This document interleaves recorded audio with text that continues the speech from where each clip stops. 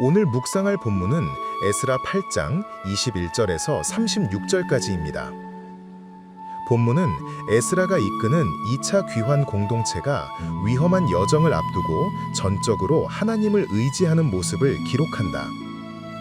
에스라는 긴 여정을 앞두고 아하와 강가에서 금식을 선포하고 모두 하나님께 간절히 기도했다. 그들이 귀환하는 길은 험난한 여정이어서 안전을 보장받을 수가 없었기 때문이다. 물론 안전하게 갈 수 있도록 아닥사스다 왕에게 도움을 요청하는 방법이 없는 것은 아니었다. 하지만 차마 그럴 수 없었다. 왜냐하면 에스라가 평소에 왕 앞에서 하나님을 찾는 자들은 하나님이 보살피시며 하나님을 저버리는 자들은 하나님의 진노를 피할 수 없다고 간증을 해온 터였기 때문이다. 평소에 자신이 해왔던 간증을 이제는 직접 증명해 보이지 않으면 안 되는 상황이 된 것이다.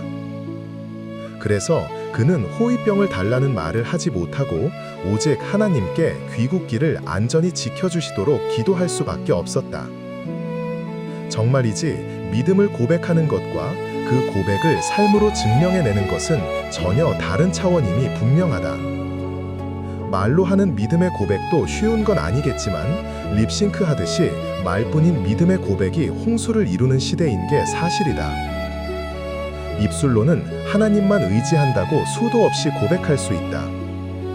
기도하면서 눈물로 결단할 수도 있고 찬양 가운데서 마음이 얼마든지 뜨거워질 수도 있다. 하지만 정작 마주하게 되는 현실 앞에서는 이러한 고백과 결단이 쉬이 무너지고 마는 경우가 얼마나 많은지 모른다. 말로 신앙을 고백하는 데에는 그다지 큰 용기를 필요로 하지 않는다. 하지만 그 고백을 근거로 살아가는 것, 즉 선택해야 할 것을 선택하고 포기해야 할 것을 포기하고 움직이고 결단해야 하는 삶은 전혀 차원이 다른 문제다. 이는 현실의 고통과 첨예한 선택 앞에서 대가를 지불하고 결단을 수반하는 행위의 영역이기 때문이다. 결국 입술의 선언은 쉽지만 발걸음의 무게는 무겁다.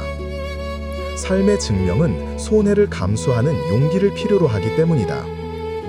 고백만으로는 세상이 바뀌지 않고 삶의 열매도 생기지 않는다. 반드시 발걸음과 선택으로 증명되는 믿음이 진짜이다. 믿음의 고백을 삶으로 보여주고 증명하는 것, 그게 진정한 믿음인 것이다. 젊은 시절 군 입대를 앞두고 많이 고민했다. 특전사와 해병대 단기하사관을 지원했지만 신체 검사에서 모두 탈락하고 말았기 때문이다. 그래서 군 입대를 앞두고 4가지 제목을 가지고 기도를 했다. 첫째는 현역으로라도 군 입대를 하게 해달라는 것이었다. 방위는 죽기보다 싫었기 때문이다. 둘째는 이왕 가는 거라면 최전방으로 보내달라고 기도했다. 셋째는 군대 생활을 하기 힘든 곳으로 보내달라고 기도했다. 넷째는 신앙생활 하기 힘든 곳으로 보내달라는 기도였다. 이왕 할 군대 생활이라면 좀 더 나를 단련시키자는 의미에서 그렇게 기도를 한 것이었다. 그런데 놀랍게도 하나님이 정확히 그 기도를 다 들어주셨다. 정말이지 군 생활이 힘들었다. 육신적으로나 정신적으로 정말 힘들었다. 매번 교회를 갈 때마다 보이지 않는 엄청난 영적 전쟁들을 치러야만 했다. 교회를 간다는 이유 하나만으로 얼마나 많이 두들겨 맞았는지 모른다. 군대에서 이빨도 부러지고 골병이 들 정도였으니 말이다. 이러한 상황이 무려 18개월 동안 계속되었다. 나중에는 도무지 감당이 안 되어서 부대 주임 상사에게 다른 부대로 전출을 보내달라고 요청까지 할 정도였다. 그때 그 주임 상사가 내게 이렇게 말하는 것이었다. 너는 사회에서 소위 성직자가 되겠다고 하다가 온 놈이 아니냐? 그런 네가 이런 것도 견뎌내지 못하면서 무슨 성직을 한다고 그러냐? 이 한마디가 하나님의 말씀처럼 들려왔다. 즉각 하나님 앞에 엎드려 크게 회개했다. 내가 결심하고 기도했던 이러한 조그만한 것들조차 삶으로 증명하지 못하면서 내가 앞으로 목회를 하겠다는 것이 어불성설처럼 느껴졌기 때문이다. 그때 내가 크게 깨달은 것이 있는데 그게 바로 삶으로 증명되지 못하는 신앙은 아무런 가치가 없다는 사실이었다. 아마도 에스라도 그러했을 것이라 여겨진다. 평소에 왕 앞에서 하나님을 찾는 자들은 하나님이 보살피시고 보호하신다는 간증들을 항터라 왕의 도움을 받으려고 하는 자체가 너무도 낯이 뜨거웠을 것이다. 귀환을 앞두고 그는 평소에 해왔던 자신의 신앙을 증명해 보이지 않으면 안 되는 기로에 선 것이다. 그래서 그는 하나님 앞에 금식하며 매달릴 수밖에 없었던 것이다. 나도 그랬다.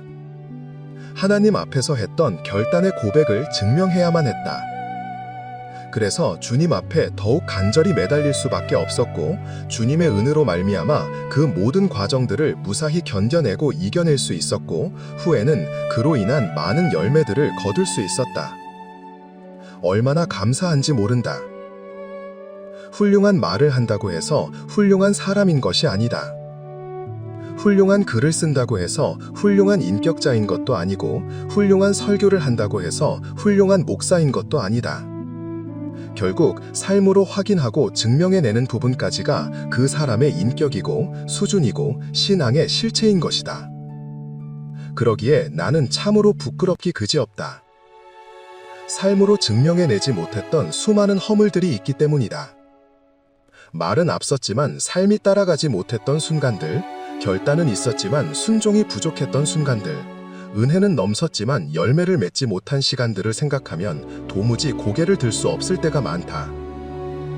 그럼에도 이러한 부끄러움 앞에서 나는 주저앉아 있지 않기 원한다.